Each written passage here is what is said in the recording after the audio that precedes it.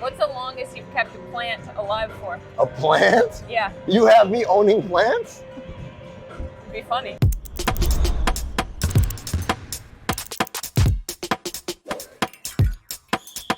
Welcome to Oddball. I'm Amin Elhassan. I'm joined as always by Charlotte Wilder in New York City.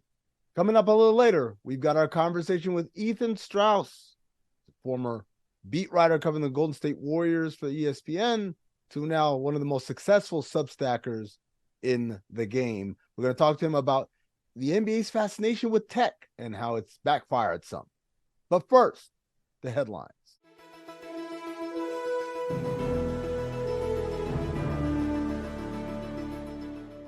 In the least shocking news in history, Draymond Green says he does not regret choking out Rudy Gobert.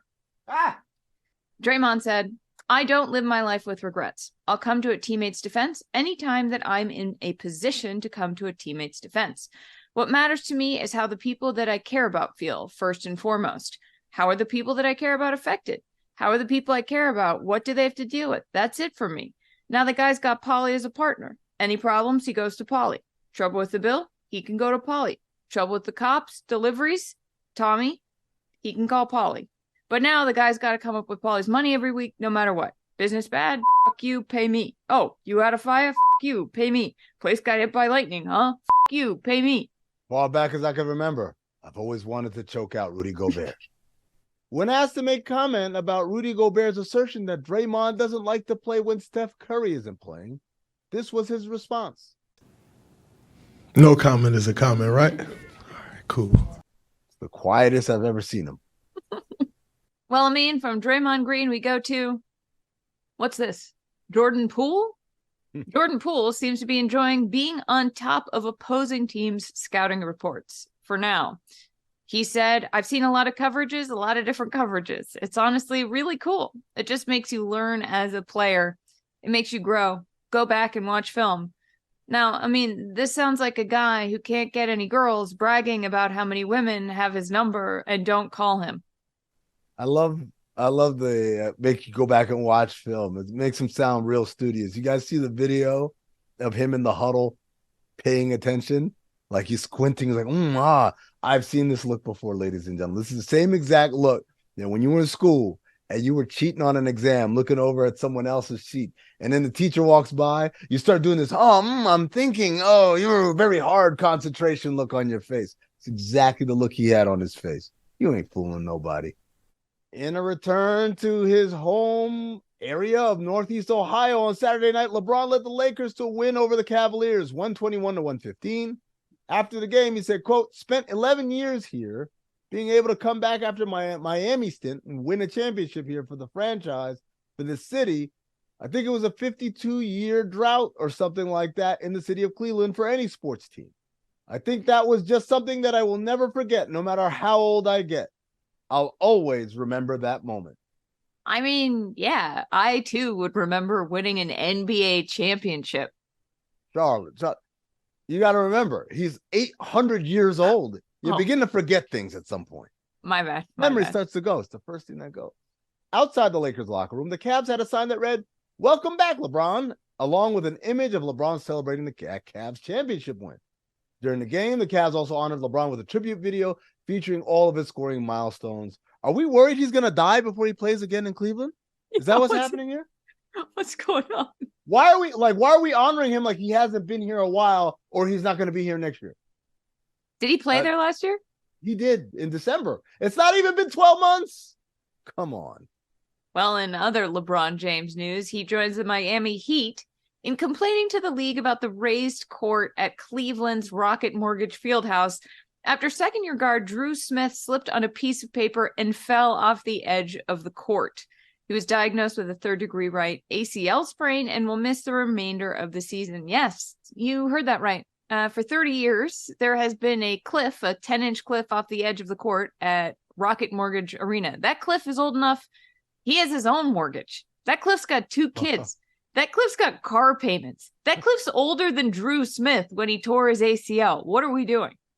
I hope that cliff doesn't have like an adjustable rate mortgage, though. When reached for comment, the cliff said, I don't live my life with regrets. I'll come to a teammate's defense anytime that I'm in a position to come to a teammate's defense. What matters to me is how the people that I care about, first and foremost, how are the people that I care about affected? How are the people I care about? What do they have to deal with? That's it for me. As far back as I could remember, I've always wanted to tear someone's ACL. Now, seriously, jokes aside, though, why aren't we blaming the real culprit? Huh? I mean, I do declare, I see all of these fancy big city hotshots telling me that it's a court that is to blame for the young Drew Smith injury. Well, I say to submit to you, good people of the jury, Your Honor, that the real culprit here is the piece of paper, the stat sheet that sat right between the legs of a Cavs assistant coach on the floor, waiting to cause mayhem, waiting to cause havoc, waiting to cause this catastrophe that led to the loss of this young man's season. I submit to you that this Cliff, as you like to call it, Miss Wilder, is not to blame. No, my client is innocent of all charges. For 30 years, he's lived, he showed up to work, paid that mortgage you talked about, them 2 car notes, the kids in college now. 30 years, model citizen, no one has ever been injured. And now, all of a sudden, we're going to demonize him. We're gonna make him the big villain, the big bad. We're going to make him the Thanos of the NBA. All the while, ignoring the real culprit, acting behind the scenes in the shadows. It is he who remains, a piece of paper on the ground. I rest my case.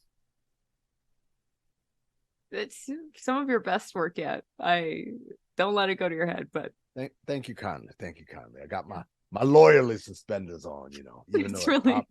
it popped one of them. You did say you had a prop, so it delivered. There it is. Well, they might be in the same rookie class. The Denver Nuggets' Jalen Pickett reacted to Victor Wembanyama's hand size as any of us would. We shook hands, I'm not gonna lie, like his hand went to like here, like his fingertips were here. I'm like, God, hand, look at his hand, bro. Bro, his hand came up to right here, his middle finger, bro. When he shook my hand, came up to like right here, bro. I'm glad we have our contractually obligated Victor Wembanyama content. Yes, it's a contract. I'm not trying to get sued. So one of the things that happened, Charlotte, over the holiday break was Gregg Popovich and the Spurs played the Clippers, and Kawhi Leonard goes to the free throw line and the crowd starts booing, as they have pretty much since Kawhi left San Antonio. And Gregg Popovich decides that to get on the PA announcer's microphone and chastise everybody because it was not who they are and an unclassy move. The fans kept booing. Big surprise there. And then in the post game, when asked about it, he doesn't talk about class. He doesn't talk about who we are as an organization or a fan base. He says, don't poke the bear. Don't poke the bear. He keeps repeating it. And when the reporter asked for some clarity, some exposition, he bristled like, well, you don't watch sports or whatever. And then the next day he goes back and he starts talking about, you know, that's not the classy move to do. Gregg Popovich, shut the up. First of all, stop being a hypocrite.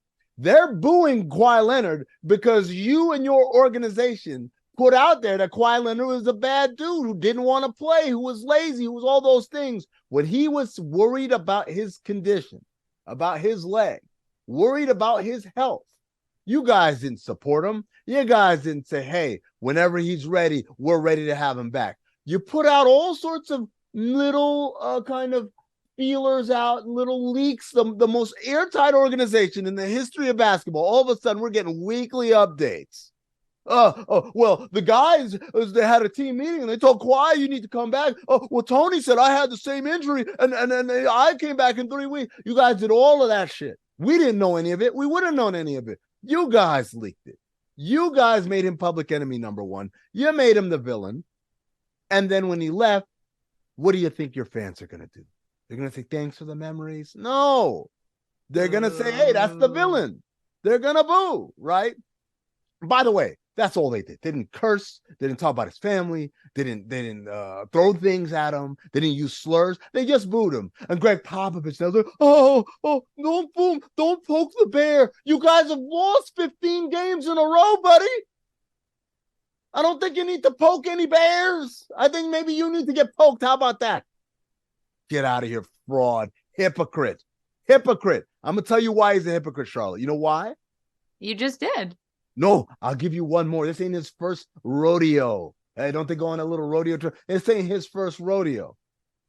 When Zaza Pachulia injured Kawhi Leonard in the conference finals by hard closeout, and his leg came through, and Kawhi landed on the foot and sprained his ankle. And the Spurs went crazy. Oh, it's a dirty play. And people pointed out, Zaza Pachulia is a big guy. He's got big feet, and it's hard for him to stop. That wasn't intentional. I mean, he was just trying to close out to the shooter. To which Gregg Popovich responded, well, if it's not murder, then it's manslaughter. He basically likened it to a lesser offense where someone has been injured as a result. You're not innocent, in other words, even though you didn't mean to do it. Charlotte, have you ever been to San Antonio to their arena, the Frost Center, whatever it's called now? No. It's a beautiful building. No cell service, but it's a beautiful building. You look out to the top, and they've got all these lovely banners and stuff hanging. They got the championship banners and division banner and all that stuff. And then they have retired jerseys. And one of those retired jerseys banners is for someone named Bruce Bowen. Bruce Bowen, ladies and gentlemen, was the man who pioneered closing out to someone and sticking their foot in their landing space. Ray Allen almost tried to fight him over it. Kobe Bryant did fight him over it. This is the originator of this dirty trick. So Gregg Popovich, as I said at the time, I'll say it again.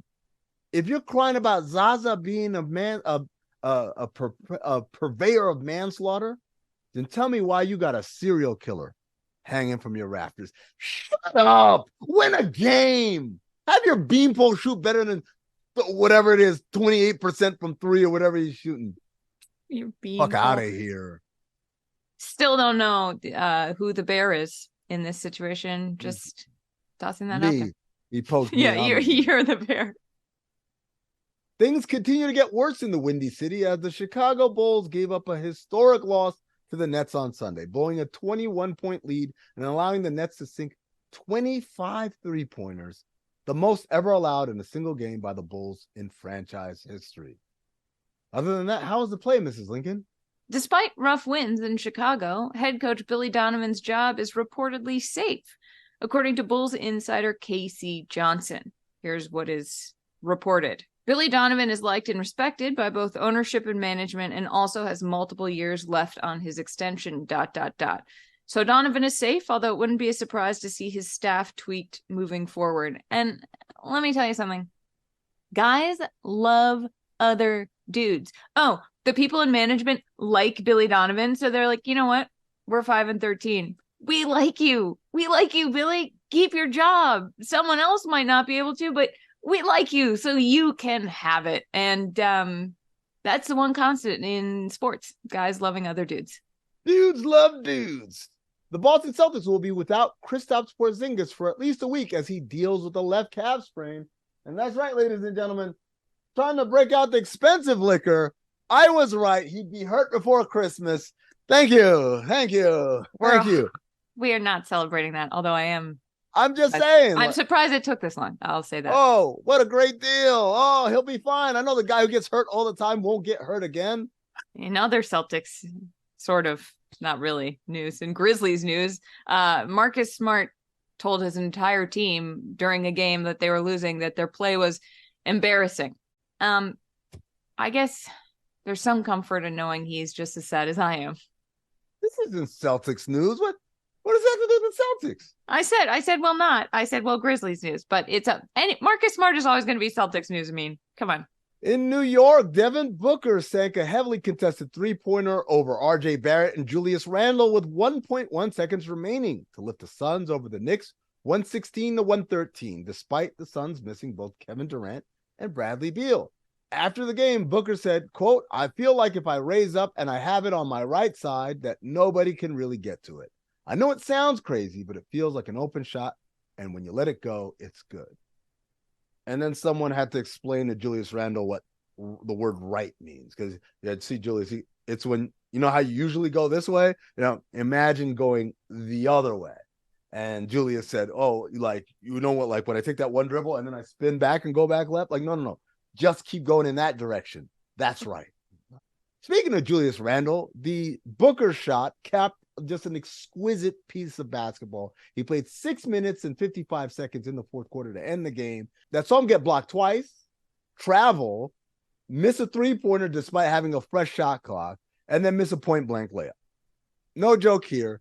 I just wanted to show it in black and white. 6 minutes and 55 seconds of ineptitude. But don't worry. I'm sure he's going to shoot better than 25% from three, whatever he's shooting from the field right now. All right, Charlotte, it's that time again. We got in-season tournament games tonight, and these are the games that are going to define for us who makes it to the knockout round and who doesn't. All right, in order for Atlanta to clinch a wild card, they need to win, and the Knicks need to lose, and Miami needs to lose, and Boston needs to lose, and Brooklyn needs to lose, and Atlanta needs to finish second in their group and win tiebreakers over any other second-place team. For Boston, though, they can clinch Group C if the following occurs. If Boston wins and Brooklyn wins, and Boston wins a tiebreaker over Orlando and Brooklyn. Don't worry, Charlotte. The Celtics can still make it to the knockout round if they clinch the wild card. And that happens if they win, or if they win and they finish second in their group and win the tiebreaker over any other second-place team from any other group with a 3-1 record. Or if Cleveland loses and New York loses and Miami loses, well, Brooklyn clinches a victory by winning their group. And that happens if one of the following occurs. Brooklyn wins and finishes second in the group and wins a tiebreaker over any second-place team from any other group with a 3-1 record. Now, Charlotte, they've got a long shot. They make it if they clinch a wild card. Now, Miami, that's the game that you and I are going to be at. Miami versus Milwaukee. Miami wins, or Miami makes it if they clinch Group B, and that happens. They win, and Cleveland loses, and Boston loses, and Brooklyn loses, and Miami finishes second in the group. Now, Orlando, even though they've already played 4 games, they still have to kind of watch the scoreboard on all these other games to figure out whether they're going to clinch Group C or not. And they clinch Group C if Brooklyn loses, or if Boston wins, then Orlando can win the tiebreaker over Brooklyn and Boston, then they clinch Group C. Now, if that doesn't happen, none of those things, they can still clinch a wild card if Boston loses. Hello? Or if they have a tiebreaker over any second-place team. No. Yeah, no, I'm free. With a 3-1 record. Now, What? Philadelphia, they're also in a situation. A giraffe? Win the wild card. Get They out. can clinch the wild card if. Oh my Cleveland God, in the loses, kit. New No, York no. loses, Miami loses. Do you need And help? that's Charlotte. Oh, hold on one sec. What? And that wraps up the Eastern Conference in-season tournament scenarios. On to the Western Conference. Oh boy. Well, Yeah. Golden State can clinch Group C if one of the following occurs. Okay, bye.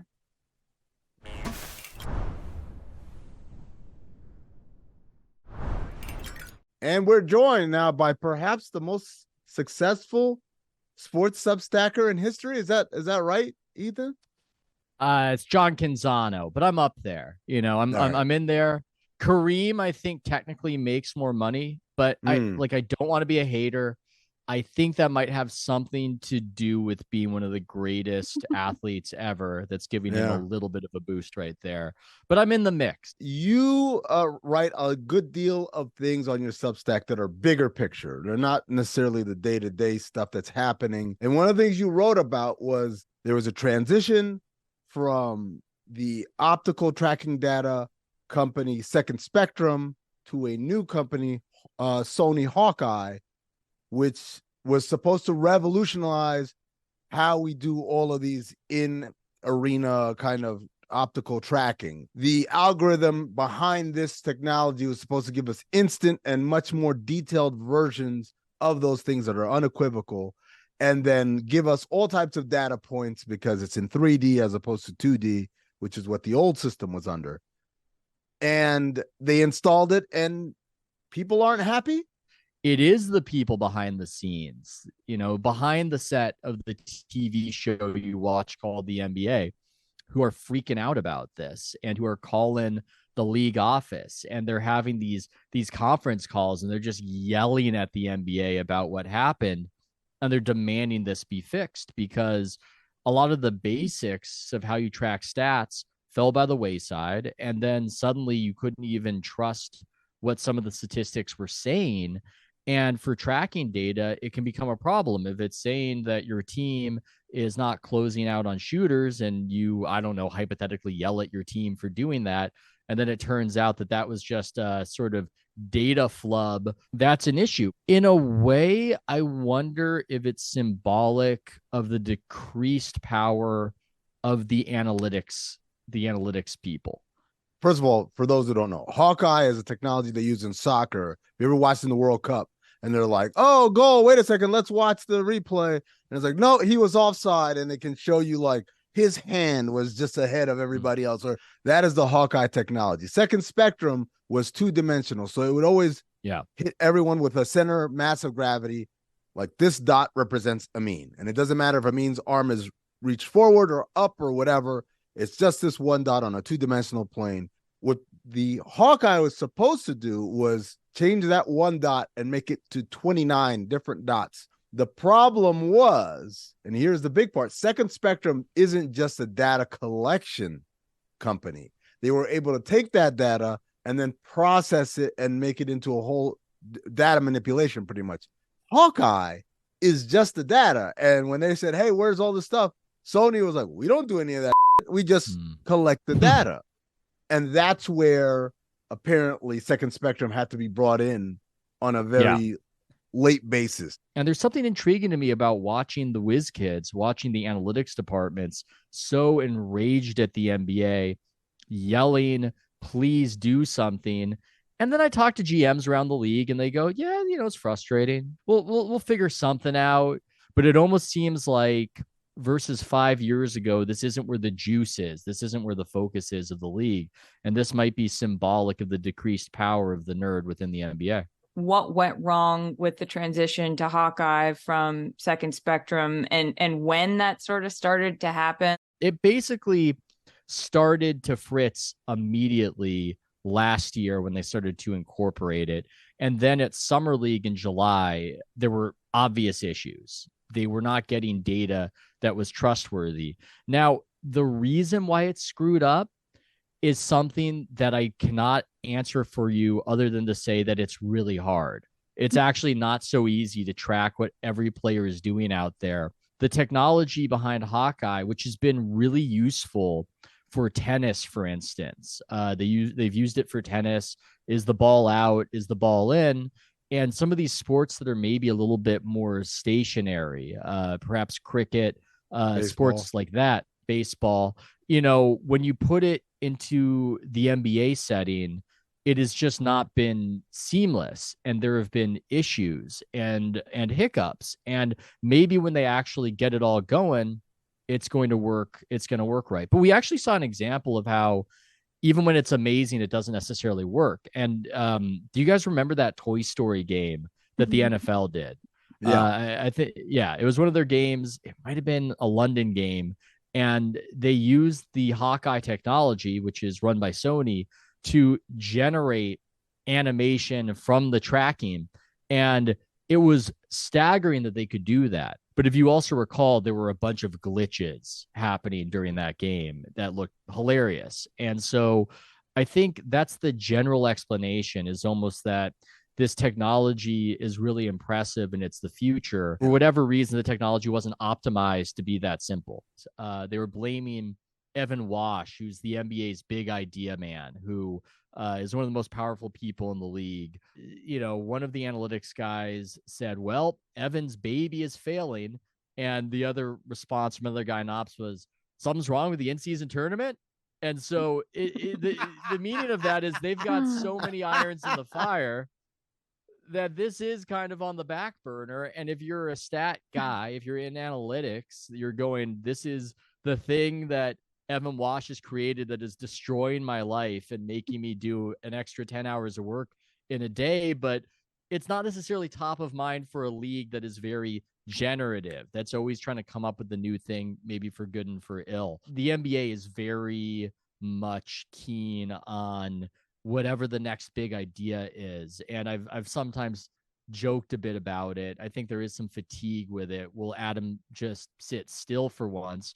And the answer is no. They're gonna throw a lot at the wall until they find what works. That was the first half of our conversation with Ethan Strauss. Be on the lookout later this week for the second part. You don't want to miss it.